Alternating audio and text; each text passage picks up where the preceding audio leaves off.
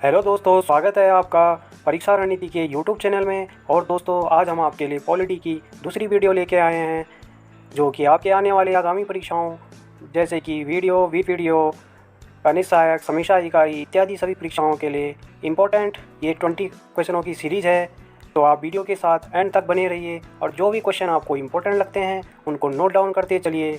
और दोस्तों, हमारी पॉलिटी की पहली वीडियो अपलोड हो चुकी है, तो आप परीक्षा रणनीति के यूट्यूब चैनल के प्लेलिस्ट में जाके उस वीडियो को देख सकते हैं और उसे लाइक करिए और अपने दोस्तों के साथ शेयर करिए, और जो भी डाउट हो उसे कमेंट बॉक्स में कमेंट करिए। तो चलिए दोस्तों, शुरुआत करते हैं आज की जो टेस्ट सीरीज़ है उसके पहले क्वेश्चन की। तो पहला क्वेश्चन है, किस अधिनियम के द्वारा अंग्रेज़ों ने अखिल भारतीय संघ प्रस्तावित किया था? तो पहला ऑप्शन है भारत सरकार अधिनियम 1935, दूसरा ऑप्शन है भारत सरकार अधिनियम 1919, तीसरा ऑप्शन है भारत सरकार अधिनियम 1909 और चौथा ऑप्शन है इंडियन काउंसिल अधिनियम 1892। तो इसका जो राइट आंसर होगा दोस्तों, ऑप्शन ए, भारत सरकार अधिनियम 1935 के द्वारा क्या किया गया था? अखिल भारतीय संघ प्रस्तावित किया गया था अंग्रेज़ों के द्वारा। तो चलते हैं हमारे दूसरे क्वेश्चन की तरफ। दूसरा क्वेश्चन है, राष्ट्रपति पर महाभियोग चलाने के प्रस्ताव पर सदन कितने सदस्यों के हस्ताक्षर होने चाहिए? तो पहला आंसर है सदन के कुल सदस्य संख्याओं के 1/2 सदस्यों के। दूसरा ऑप्शन है सदन की कुल सदस्य संख्या 1/3 सदस्यों के। तीसरा ऑप्शन है सदन की कुल सदस्य संख्या 1/4 सदस्य के। और चौथा ऑप्शन है इनमें से कोई नहीं। तो इसका जो राइट आंसर होगा दोस्तों, ये होगा ऑप्शन सी, सदन की कुल सदस्य संख्या 1/4 सदस्यों की। ठीक है दोस्तों, राष्ट्रपति पर जो महाभियोग चलाया जाता है उसमें सदन में सदस्यों की जो हस्ताक्षर होने चाहिए वह 1/4 सदस्यों के हस्ताक्षर होने चाहिए, तभी राष्ट्रपति पर महाभियोग चलाया जा सकता है। तो चलते हैं हमारे तीसरे क्वेश्चन की तरफ। किस प्रधानमंत्री के शासनकाल में संपत्ति के अधिकार, राइट टू प्रॉपर्टी को मौलिक अधिकार की सूची से निकाला गया? पहला ऑप्शन है इंदिरा गांधी, दूसरा ऑप्शन है राजीव गांधी, तीसरा ऑप्शन है चरण सिंह और चौथा ऑप्शन है मोरारजी देसाई। तो इसका जो राइट आंसर होगा दोस्तों, वो होगा ऑप्शन डी, मोरारजी देसाई। ठीक है दोस्तों, मौलिक अधिकार की सूची से संपत्ति के अधिकार को निकाला गया था मोरारजी देसाई के टाइम पे। तो चलते हैं हमारे चौथे क्वेश्चन की तरफ। भारतीय संविधान के किस अनुच्छेद के अंतर्गत राष्ट्रपति पर महाभियोग चलाया जा सकता है? तो इसका पहला ऑप्शन है अनुच्छेद 61, दूसरा ऑप्शन है अनुच्छेद 51, तीसरा ऑप्शन है अनुच्छेद 41 और चौथा ऑप्शन है अनुच्छेद 31। तो दोस्तों, इसका जो राइट आंसर होगा अनुच्छेद 61 के अंतर्गत, भारतीय संविधान के अनुच्छेद 61 के अंतर्गत क्या होता है? राष्ट्रपति पर महाभियोग चलाया जा सकता है। चलते हैं हमारे पाँचवें क्वेश्चन की तरफ। भारत की संविधान सभा का गठन किस योजना के आधार पर हुआ? तो इसका पहला ऑप्शन है बेवल योजना, दूसरा ऑप्शन है कैबिनेट मिशन योजना, तीसरा ऑप्शन है क्रिप्स योजना, चौथा ऑप्शन है माउंटबेटन योजना। तो दोस्तों, इसका जो राइट आंसर होगा वो होगा कैबिनेट मिशन योजना। तो दोस्तों, कैबिनेट मिशन योजना के अंतर्गत क्या किया गया था? भारत की संविधान सभा का गठन आधारित किया गया था। ठीक है, चलते हैं हमारे छठवें क्वेश्चन की तरफ। संविधान सभा का प्रथम अधिवेशन कब प्रारंभ हुआ? तो पहला ऑप्शन है 13 दिसंबर 1946, दूसरा ऑप्शन है 9 दिसंबर 1946, तीसरा ऑप्शन है 26 जनवरी 1950 और चौथा ऑप्शन है 15 अगस्त 1947। तो दोस्तों, इसका जो राइट आंसर होगा वो होगा ऑप्शन बी, 9 दिसंबर 1946 को संविधान सभा का प्रथम अधिवेशन प्रारंभ किया गया था। चलते हैं हमारे सातवें क्वेश्चन की तरफ। मताधिकार की आयु 21 वर्ष से घटाकर 18 वर्ष किस संशोधन में कर दी गई थी? तो इसके जो ऑप्शन है आपके सामने वो है इस प्रकार। पहला ऑप्शन है 61वां संशोधन, दूसरा है 68वां संशोधन, तीसरा है 52वां संशोधन और चौथा है 42वां संशोधन। तो दोस्तों, इसका जो राइट आंसर होगा वो होगा 61वां संविधान संशोधन। इसके द्वारा क्या किया गया? मतदान की जो उम्र है 21 वर्ष से घटाकर 18 वर्ष कर दी गई। चलते हैं हमारे आठवें क्वेश्चन की तरफ। वर्ष 1905 में बंगाल विभाजन के समय वायसराय कौन था? तो पहला ऑप्शन है लॉर्ड हार्डिंग, दूसरा ऑप्शन है लॉर्ड मिंटो, तीसरा ऑप्शन है लॉर्ड डफरिन और चौथा ऑप्शन है लॉर्ड कर्जन। तो इसका जो राइट आंसर होगा दोस्तों वो होगा लॉर्ड कर्जन। ठीक है दोस्तों, 1905 जब बंगाल विभाजन हुआ था उस टाइम जो वायसराय था वो थे लॉर्ड कर्जन। चलते हैं हमारे 9वें क्वेश्चन की तरफ।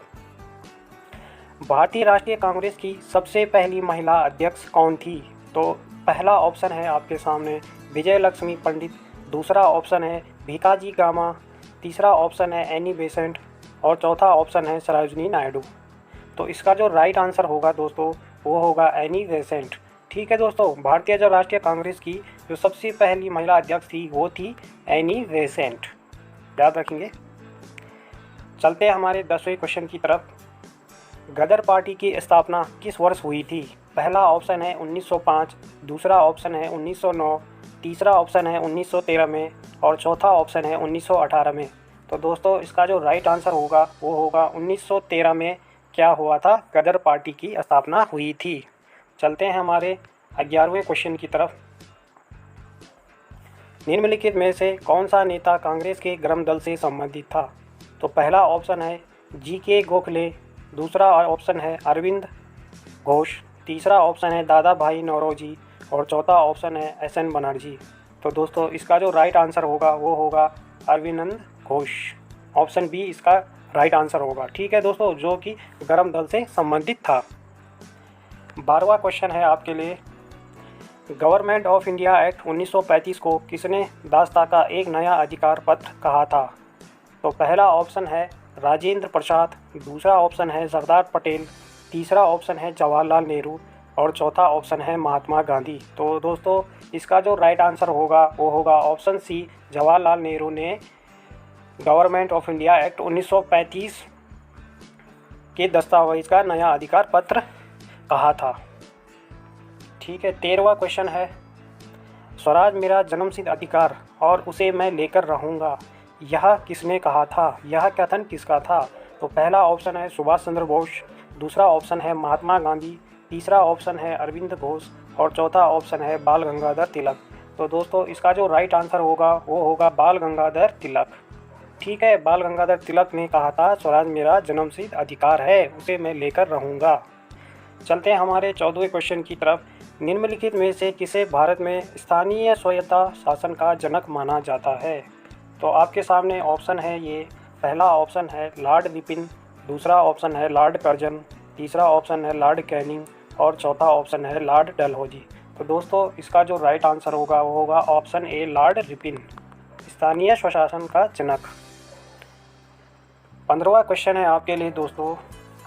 राज्यसभा के निर्वाचन में किसी राज्य से उम्मीदवार बनाने के लिए उसे उस राज्य में पहला ऑप्शन होगा जन्म होना अनिवार्य है, दूसरा ऑप्शन है मतदाता होना आवश्यक नहीं है, तीसरा ऑप्शन है मतदाता होना अनिवार्य है और चौथा ऑप्शन है उपयुक्त में से कोई नहीं। तो इसका जो राइट आंसर होगा वो होगा मतदाता होना आवश्यक नहीं है। चलते हैं हमारे 16वें क्वेश्चन की तरफ। पंचायत राज विषय है। पहला ऑप्शन है विशेष अधिकार की सूची में, दूसरा ऑप्शन है राज्य की सूची में, तीसरा ऑप्शन है केंद्र की सूची में और चौथा ऑप्शन है समवर्ती सूची में। तो इसका जो राइट आंसर होगा दोस्तों वो होगा राज्य की सूची में। चलते हैं हमारे अगले क्वेश्चन की तरफ। 17वां क्वेश्चन है प्राक्कलन समिति संसद के किस सदन की होती है? तो पहला ऑप्शन है किसी भी सदन की, दूसरा ऑप्शन है उपयुक्त दोनों सदनों की संयुक्त समिति, तीसरा ऑप्शन है राज्यसभा की और चौथा ऑप्शन है लोकसभा की। तो इसका जो राइट आंसर होगा दोस्तों वो होगा लोकसभा की।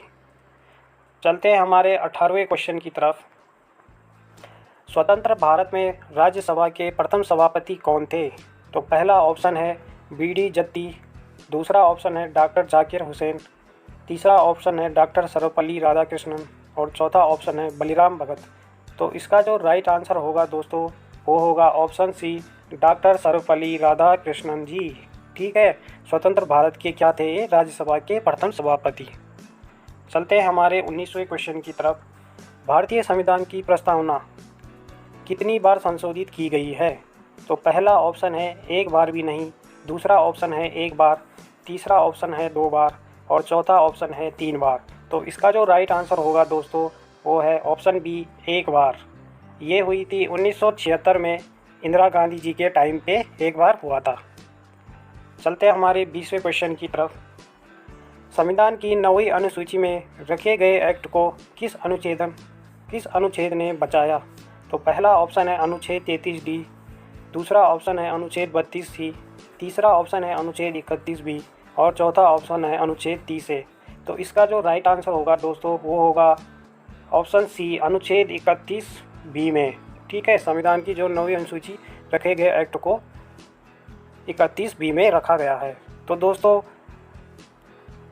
कैसी वीडियो लगी आपको, ज़रूर कमेंट बॉक्स में, अगर कोई भी आपको डाउट हो तो कमेंट बॉक्स में कमेंट करिए और वीडियो को लाइक करें, दोस्तों के साथ शेयर करिए। धन्यवाद।